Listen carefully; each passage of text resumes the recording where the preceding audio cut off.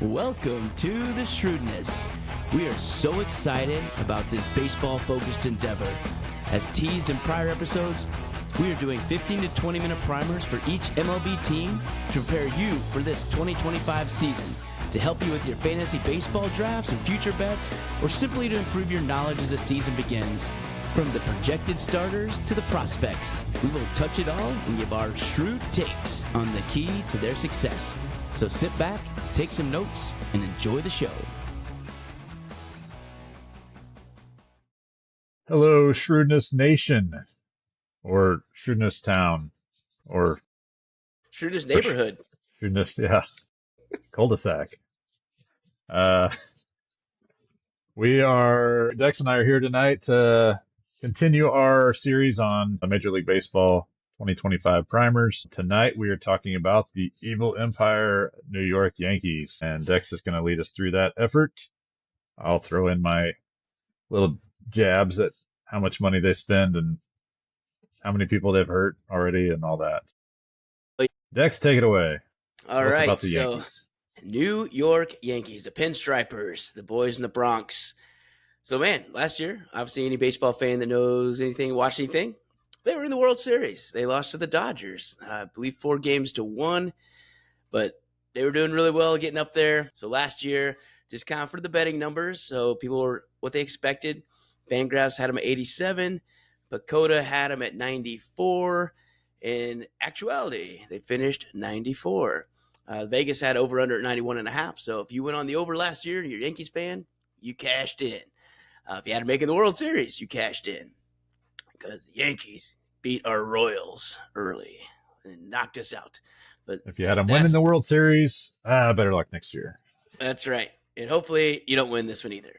So Aaron Boone is managing this tribe over there. And what he's got coming back this year is from a Vegas standpoint and from the odds makers. So Fangraphs has him still at 87.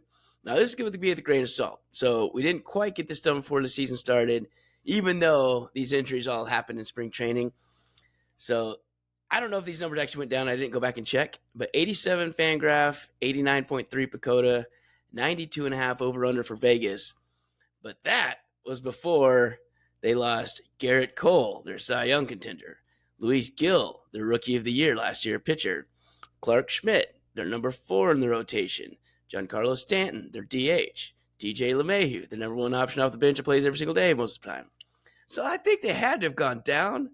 But regardless, we'll still do at the end of the shows like we normally do what we think they're going to be this year. So I think we're going to start with just going through the lineup, which is pretty darn good. The rotation, which was pretty good. And now it's a little bit different. But we'll go into those. Which looks vastly different than it did a week ago.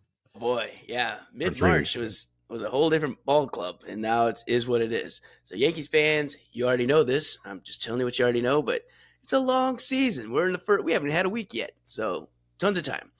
So starting off, they've got in their leadoff spot the speedster, the big man, Paul Goldschmidt. What? He's never been in a leadoff spot before.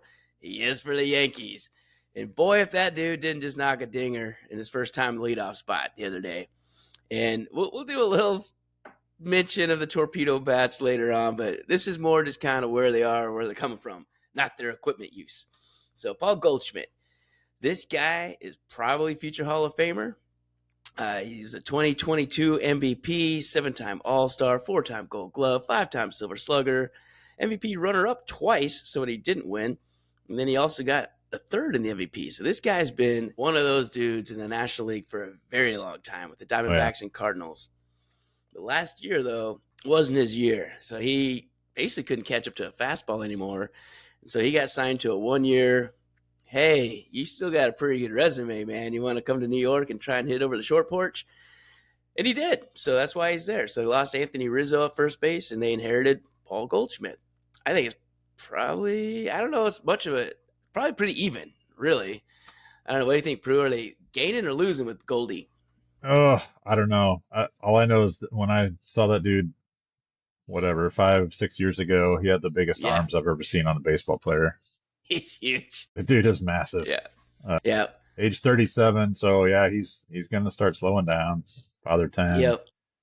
Father Doesn't. Time is undefeated. That's right. Doesn't show any mercy to the older dudes in the league. Yep. But I think he's still got the capability of hitting 20 homers pretty easy.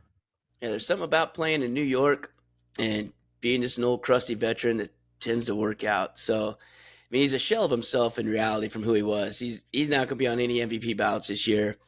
It's probably his last year. He had a career high K Yeah. percentage last year, a career worst walk percentage last year.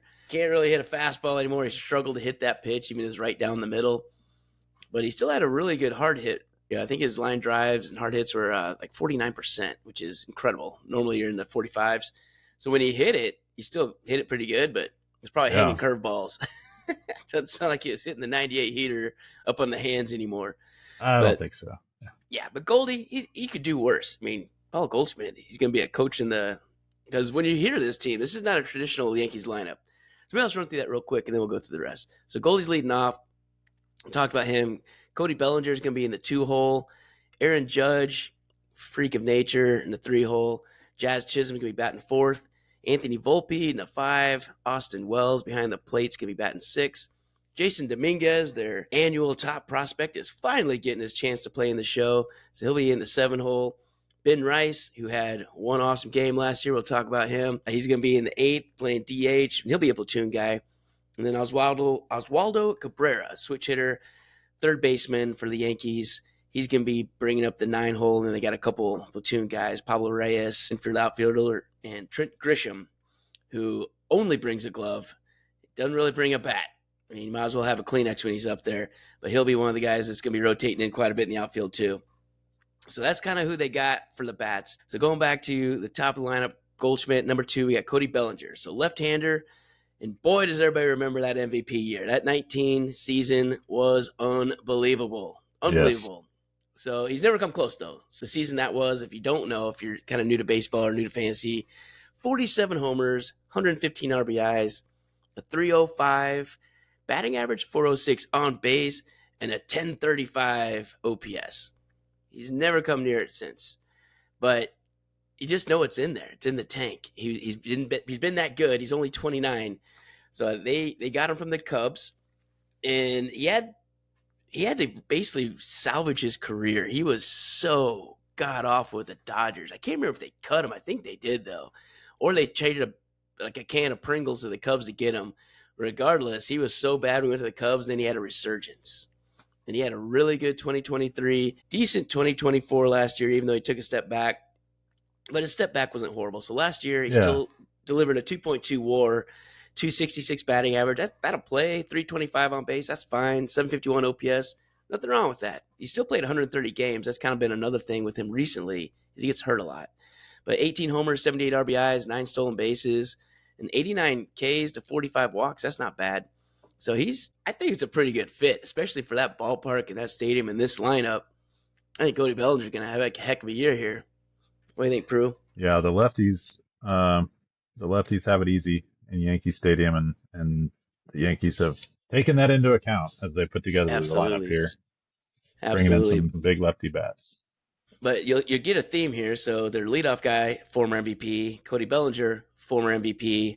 Oh, and he's also a 2-time All-Star, 2-time Silver Slugger, and a Gold Glove. And he's going to be playing center field for the Yankees, which is nice because they can then put Judge back into a corner spot where he belongs. And Cody Bellinger would be just fine out there. So his line drive percentage dropped last year, but his fly ball percentage went up 6 points. And as you know, fly ball percentage, a 320-foot fly ball in Yankee Stadium pulled is a home run. So that's why I'm saying he could have a pretty good year.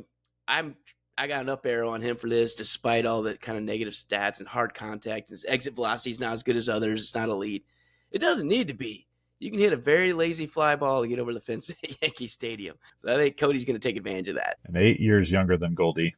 So the two of them, I mean, if I'm putting bets on one of the two of them to succeed this year, it's probably Bellinger. No, I think that's probably easy money right there. Easy money. Yep. So third, so the guy that's going to be knocking those dudes in all the time, or himself, because he just does it by himself, Aaron Judge. We are seeing arguably one of the best power hitters of all time in just roll through. I mean, he still seems like he's in his prime to me. I know we talk about the 27 to 29 window. He's 32, going to be 33 this year. I guess he's slowing down, right, Prue? I mean, last year, I don't think 10, so. 10.8 WAR for the second time in 3 seasons, a 322 average, 458 on base. I had to kind of look at that again. Like, that can't be right. Nope, it's right.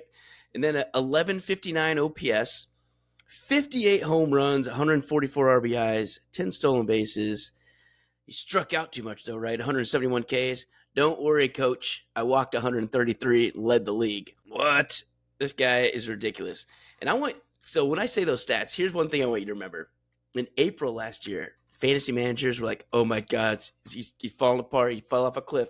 He's batting 180, 315 on base, and a 348 slugging percentage. So he was like at 660 or something for an OPS. Yeah, wow. And then May happened. So he hit 3 home runs end of April. Then he hit 55 more the rest of the season in 5 months. In the next 5 months, yeah. Yeah, wow. That's 11 a month. It's insane. Yeah. So Aaron Judge, super fun to watch. I don't even know what to say about this guy. He is the most feared here in baseball. It's probably him and Shohei Ohtani and Judge, and you'd have to knock me off a stool to say it's somebody else. We had some glimmers of hope that Bobby Witt Jr. would compete for the MVP, and he was. Well, if you look at in some categories, you could argue that he was the MVP, but boy, when you just read these numbers out loud, though, it's hard. Yeah, it's hard to not give it to Mr. Judge for his season last year. Yeah, so 2-time MVP, Rookie of the Year, 6-time All-Star, 4-time Silver Slugger.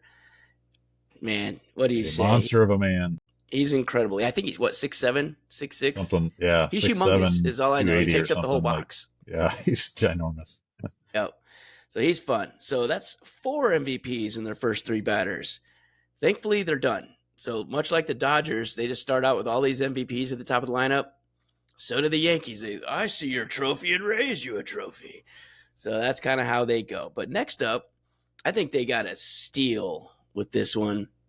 So the Miami Marlins went through a purge last year, giving up anyone who had any hope of talent. And if you listen to our Miami episode, you're like, that's why there's no one left. They had this guy too. They had this guy too. Yeah, we went through everybody they had on other teams' previews that we've already done. So here's Jazz Chisholm.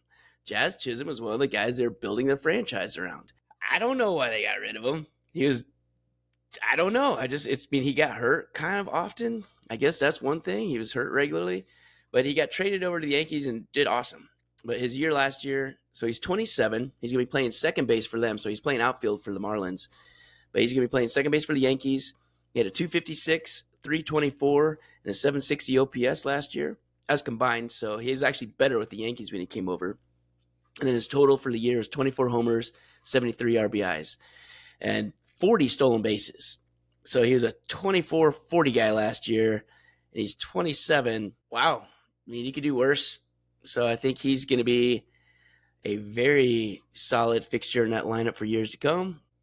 Wow. I don't know. They got kind of lucked into that. I don't know why. Why did we not get him? Why did the Royals not go get Jazz Chisholm? That would have been a nice fit. I don't know. I mean, he's Kyle Isbell or Jazz 27-year-old Chisholm. lefty. Michael Massey or Jazz Chisholm. Yeah. 27-year-old lefty in New York. He could compete for 30-30 this year or 30-40. I think so. Absolutely. I think he's going to have a good year. He's going to torpedo bat his way to 40-40 conversations if he plays his cards right. He just has to stay healthy. That's his main thing. But Jazz Chisholm, if you guys play MLB The Show, you'll remember him for being on the cover a couple years ago. Mm-hmm. So that was him with all the gold chains. That's him. Next up is the 5-hole Anthony Volpe. So he's a right-hander, only 23 years old. Gold glove, shortstop, had a 3.4 WAR last year. His bat's not the best, man. He's not in there for his bat. But he makes contact. 243, doesn't walk much. 293 on base and a 657 OPS. 12 homers, 60 RBIs. I think the biggest thing for Yankees fans are like, that's all he had? Man, I thought he had more than that. And nope, he did not have more than that. So he dropped from 21 home runs his rookie year down to 12 last year. RBI stayed the same. Stolen bases, 28, so he's got some speed. But the 156 Ks, the 42 walks. Man, we like that for a pitcher. That 4-to-1 ratio is pretty sweet. but not so much as a batter. Not so much as a Not for batter. your fifth hitter. Exactly. But he's Yikes. 23, so I think he has. I mean, he should have a couple of years of figuring stuff out. He should have a long leash. He's playing good enough D to keep in a lineup anyway, and they don't have anyone really pushing him yet. And I put yet on there because we'll go over the prospects.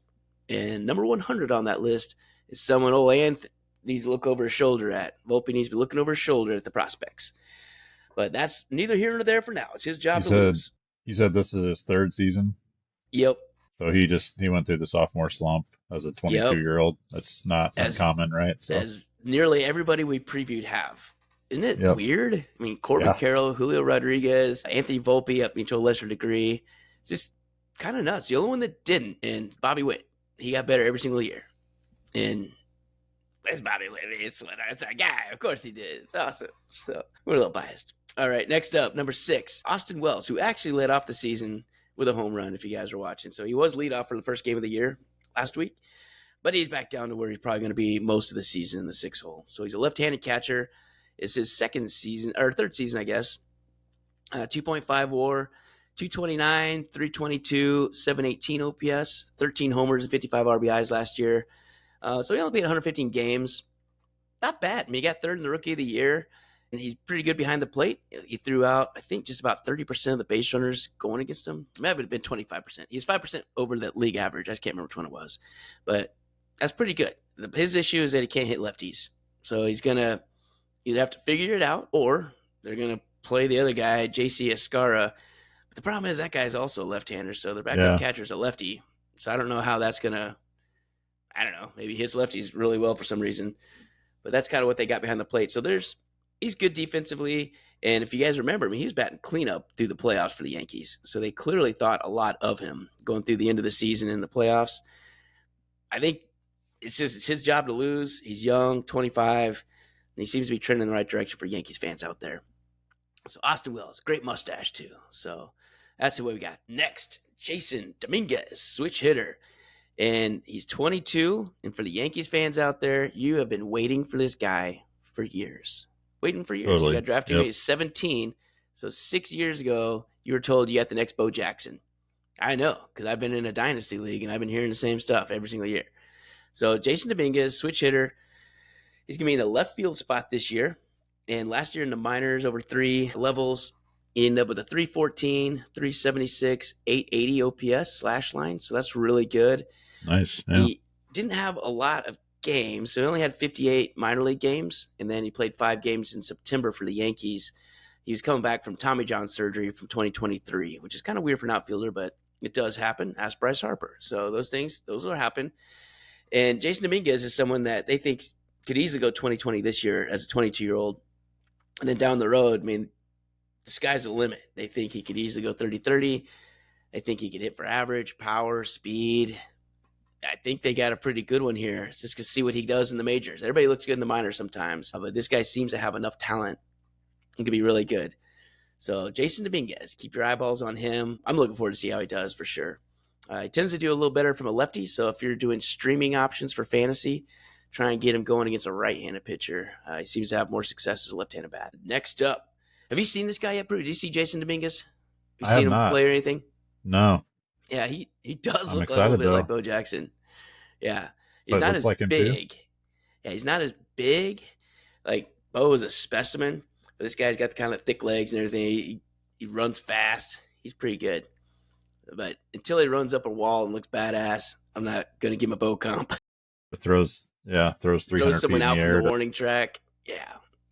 Bo's got enough stories. That's probably a lot to put on a 17-year-old kid when you pick him up in the international draft. That's a lot of pressure. But like I said, if he can be 2020 as a 22-year-old, you are trending the right way. That's right. I think he could probably do that pretty easily. All right, next up is going to be, for now, it's mostly because, so when I'm going through this line, I'm like, wait, this doesn't sound very good. Well, Stanton's out. He would be DH. So instead, you go from Stanton to Ben Rice. Yeah, it sounds like a made-up name, AI generator, non-player character. Ben Rice is a left-handed bat who I just happened to be listening to the radio last year, traveling across the country, and I got to hear the one game he did well. He got called up, hit 3 home runs in that one game. It was like, woo, pandemonium. I think a week or two later, he was in the minors. Everybody was trying to rush to pick him up on the fantasy waiver wire, and I hope he didn't spend much because he Right. would have lost all your fab money pretty quick.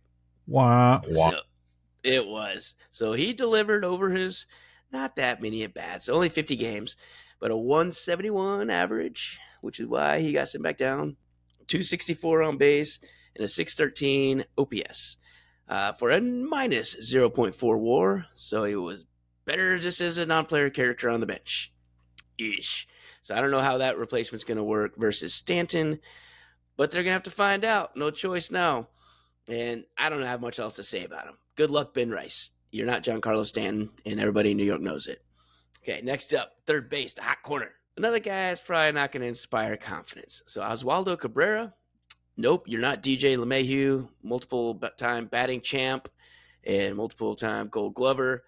No, he's not the future. He's a 26-year-old third baseman that hasn't done much. 1.3 WAR last year, 247, 296, 661 OPS. 8 homers, 36 RBIs. He dumped 4 steals in for you accidentally. He's passable. I mean, 1.3, that's all we're looking for, right? On some of these teams, like just be above 0. He's above 0. That's the best compliment I think I can give him, Prue. I don't know. That's fine for a 9-hole hitter for a stud team like the Yankees. This guy would be like the all-star for certain other teams in the majors that we will not embarrassed by talking about anymore.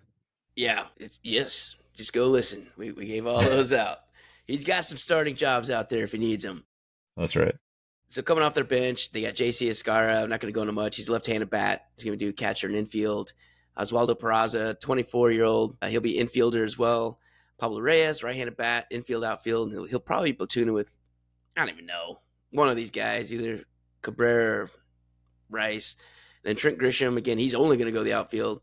And he scooped San Diego back in the day. So if you remember him coming up, he's only 28, but it sounds like Trent Grisham's been around for a decade because he kind of has. He came up young. And then he had a decent showing in his first year at San Diego, and then they signed him like a 6-year extension, bought out his contract years, arbitration years, and he sucked. Oh man, he was so bad. So he was like the first bad contract San Diego had in this run of them. Because Hosmer, that wasn't a good contract either. Sorry, San Diego fans, but whatever, it is what it is. But Trent Grisham, he has a terrible stash. He's gonna be roaming the outfield when basically helping people out. 2-time Gold Glove, so he knows what he's doing. That's what they got. So that's their offense. Prue, any comments? What do we think? Not bad. The first 4 or 5 hitters look like LA Dodgers and Atlanta Braves type lineup, and then that lower half is less than inspiring now. It looks like the Ratty Natties, the Marlins, the White Sox. And it's weird saying that from. I mean, we've gone through all the teams now. Yeah, there's some potential there. They got several young guys, which is kind of surprising for the Yankees. I'm used to them being like the veterans and the all-stars that have been around for a while that all congregate to the high dollar New York payroll. But they do have some young guys in this lineup. So I think it was really weird doing this prep on these guys. I mean, they only have 2 guys in their 30s in their lineup, and one of them's Aaron Judge. You're not kicking him out of bed. So you can stay here, Aaron. And Paul Goldschmidt, okay, the guy that's been top 5 MVP 5 times. Yeah. Sure, he struggled last year, but you want to kick one more time, see if that jukebox will play one more record? Let's go, Paul Goldie. I mean, you could do worse. And then you get to all the other guys. So Ben Rice, Cabrera, Volpe. I mean, Dominguez should be fine, but they're keeping it kind of down low now.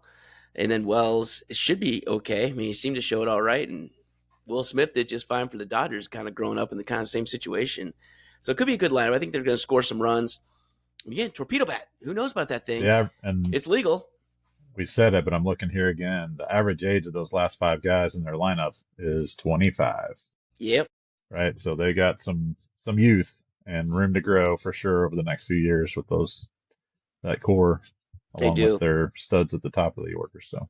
Yeah, and they are full-blown studs at the top of that order. Mm-hmm. All right, so let's jump into the pitching. I think the pitching is going to be okay. Well, the pitching was going to be really good. I was very excited about their staff until they lost them all. So most teams can't survive. It's not just the Yankees.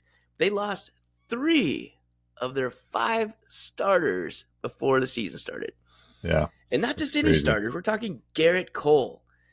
Garrett Cole, man, that's your ace, and he's a legit ace. He's awesome. Luis Gill, you're like, who? I don't know that guy, Dex. Who the heck's that guy? He won Rookie of the Year last year. Oh, okay.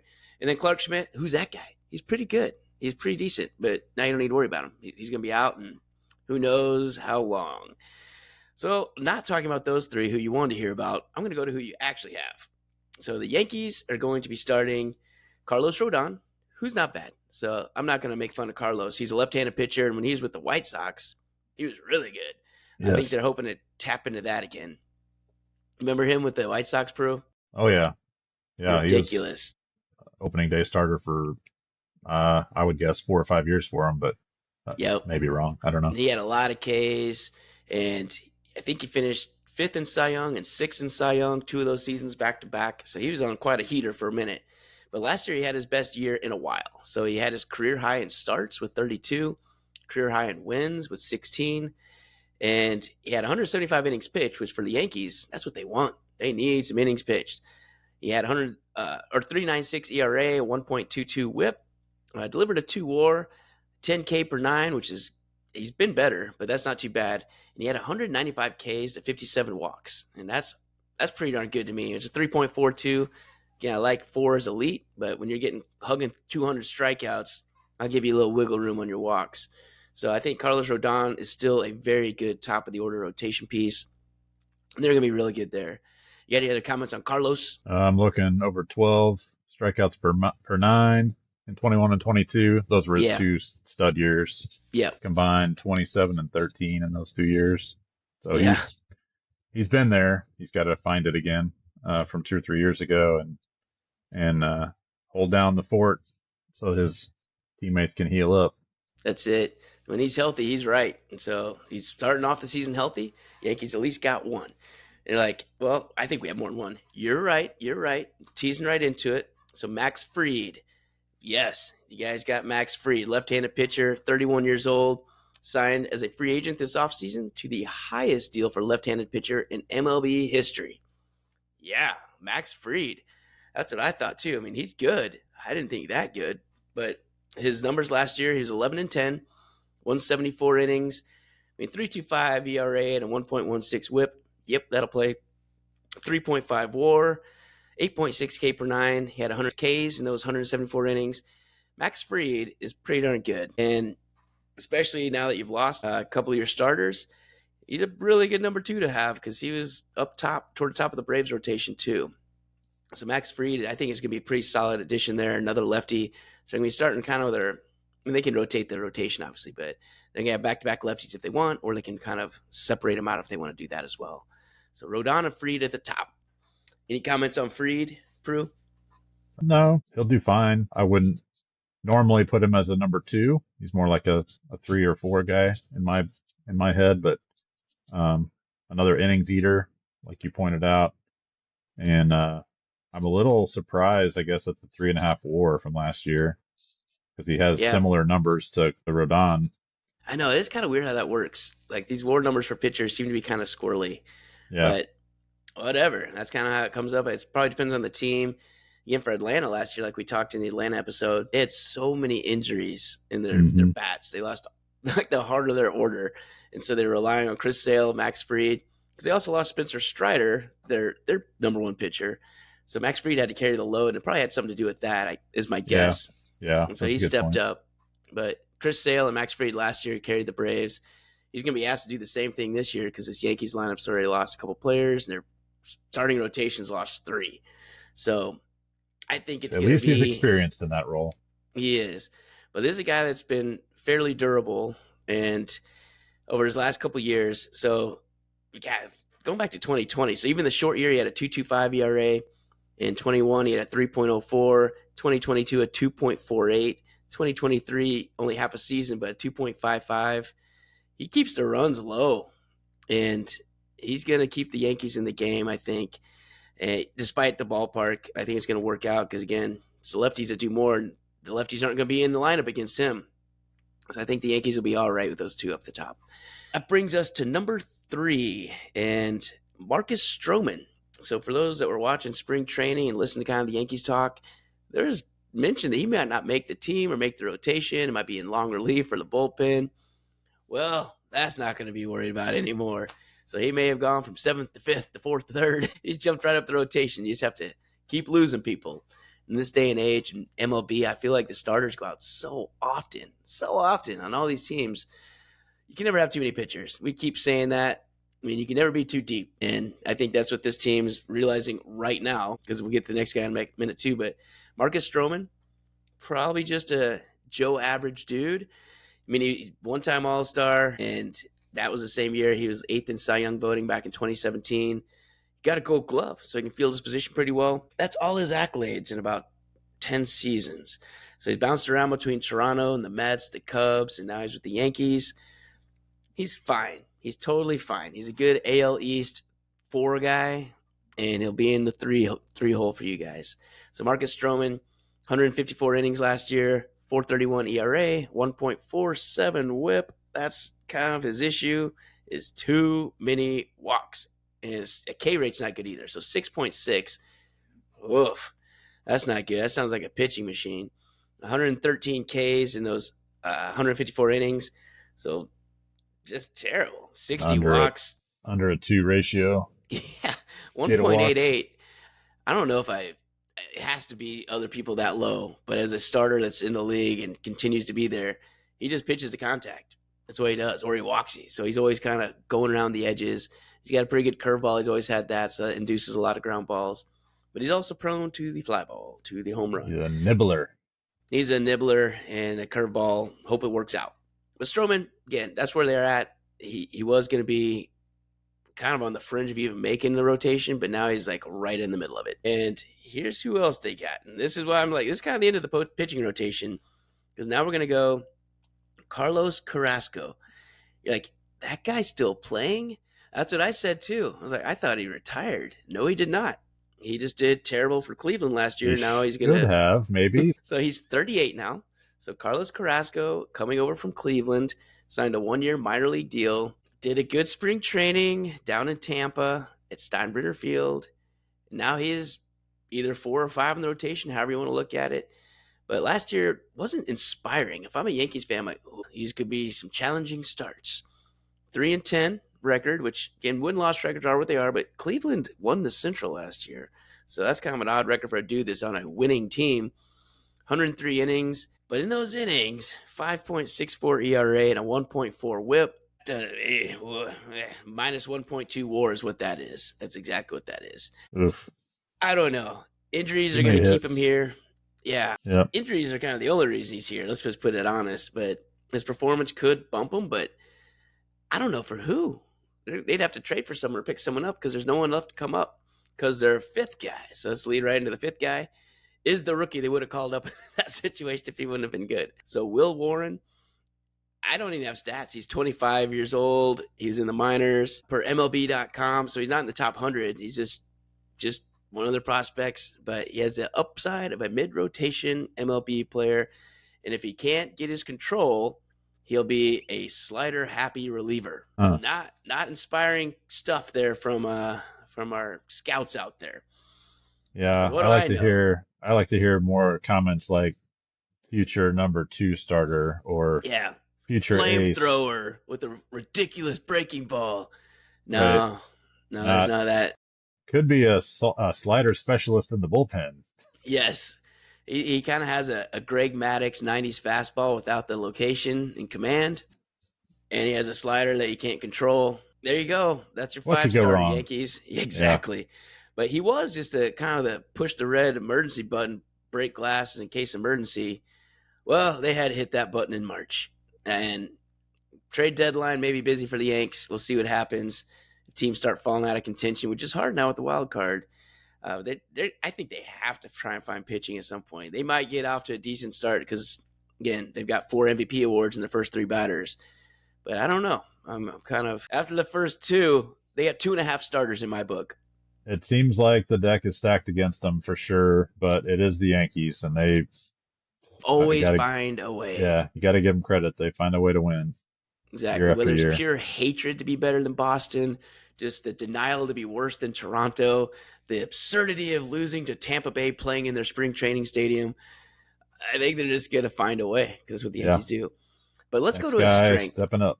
Exactly. So here's the strength of the team, in my opinion, one of. And they went out and got themselves a real deal closer. So Devin Williams from Milwaukee, they got him in the offseason. And Devin Williams was hurt for 4 months last year, so he had some back fractures. But when he came back, he looked like the guy he's always been. So Devin Williams came back, got 14 saves, and he only had 21 innings pitched, but a 1.25 ERA, a .969 WHIP, and 15.8 Ks per nine.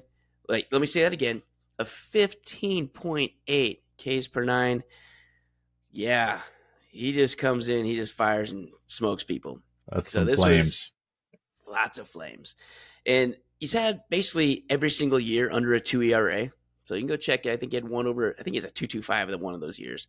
But one of the fun stats that we just kind of did by looking at this is in the COVID shortened year in 2020, he had 27 innings pitched, a 0.33 ERA. He gave up one run all year, the entire season. One.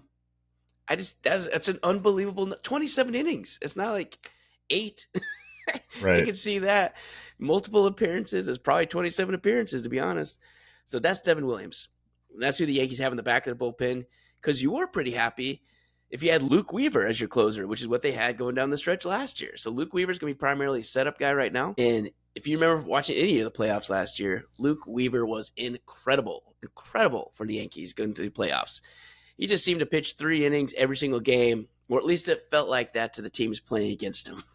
And when we were watching our Royals go against him, I was like, oh, Weaver again. It was just always over. Like, no one just came in and whooped his butt. It just didn't I happen. leveraged Weaver. Yeah. He had, Mm-hmm. so I noticed like you said, it seemed like he pitched a lot because he did. 84 innings is a fair amount for a reliever and a setup guy, not a long reliever type guy. So, um, yeah, I mean, you can contribute to fantasy team with a 2.89 ERA and an under 1 WHIP in that many innings as a reliever. There's a place in your late round fantasy drafts for a guy like that. So Absolutely. And so for other fans out there, you might be like, Luke Weaver. Why do I know that name? Well, for Cardinals fans, he's one of I think he's an early draft pick. Let me see. Yeah, first round pick back in 2014 out of Florida State. And he came up and had 3 seasons for the Cardinals. Never really got off the ground doing much. And then he went to Arizona. I think he was part of a trade to Arizona. And then he was there for a while. Then the Royals actually had him for a little bit. Looks like he got traded midseason. I don't even remember that. And since yeah, I then, remember he's that. been bouncing around. So he was with Arizona, traded to Kansas City. Then he went to Cincinnati, Seattle, and then he finally got to the Yankees at the end of 2023. So he was a journeyman. He had his bags packed for a while there. But then they finally said, you just aren't a starting pitcher. You kind of suck. How about we throw you in the bullpen and you can be a slider happy reliever? And my God, did he blossom last year in that role. So he was incredible once they switched him over and they gave up on the starting project. And I think Luke Weaver's pretty happy he gave up too, because he just got another extension, got a little bonus. That's what you need to do sometimes. So 103 strikeouts in 84 innings will get you paid in MLB. So Luke Weaver, never give up on your dreams until you have to, and then become a reliever and be really good. And that's what's up. So Luke Weaver will be also have a couple guys in front of him. So let's hit on a couple. I'm not going to go on their stats, but Fernando Cruz, Tim Hill, Mark Leiter Jr. are going to be the rest of the bullpen guys. They're all pretty solid. They got Ryan Yarbrough. I believe he's from Tampa Bay most recently, but he's a decent arm. Again, a converted starter. Adam Ottavino, he's been around a long time. I had to check that, put the number in right. 39 years old. He just got signed a couple weeks ago. So he's been a closer for all sorts of teams throughout his career. He's been with the Yankees before too. But Adam Ottavino is going to be there and probably get some looks. So that's kind of the bullpen right now. Devin Williams, Luke Weaver are 2 studs in the back.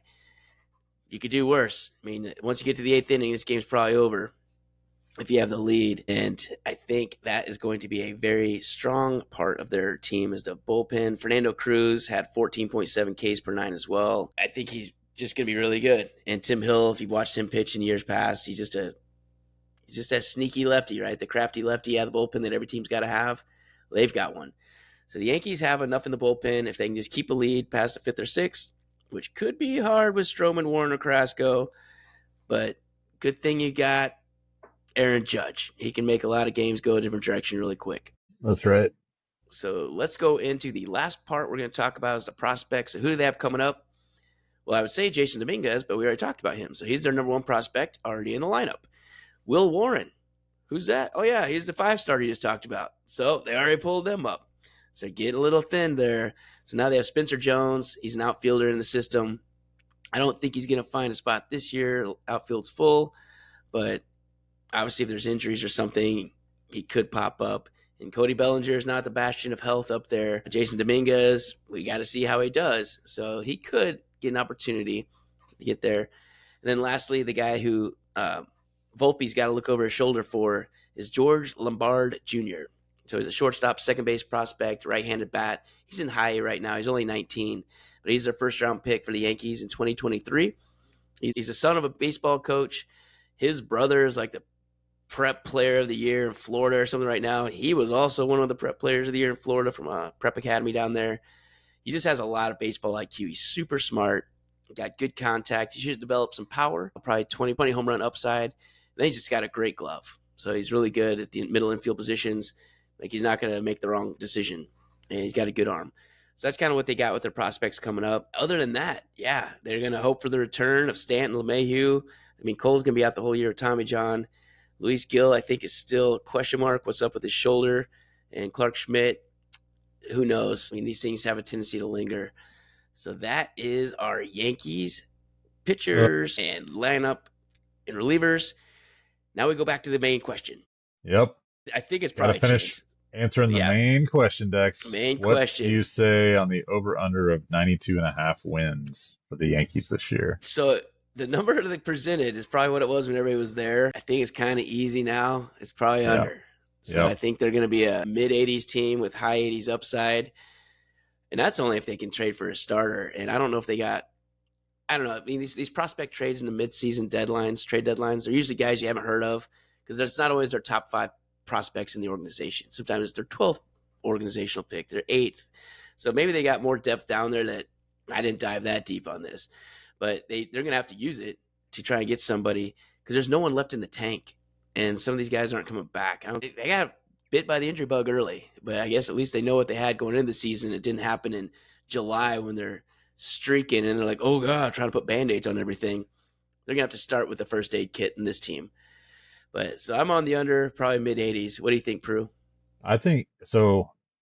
Even with those guys, I mean, that's an incredible loss, right? Three starters that are going to win you 12 to 15 games apiece. Yeah. Most likely throughout the season. I'm looking at the rest of their lineup, and they've got some guys with, some pedigree.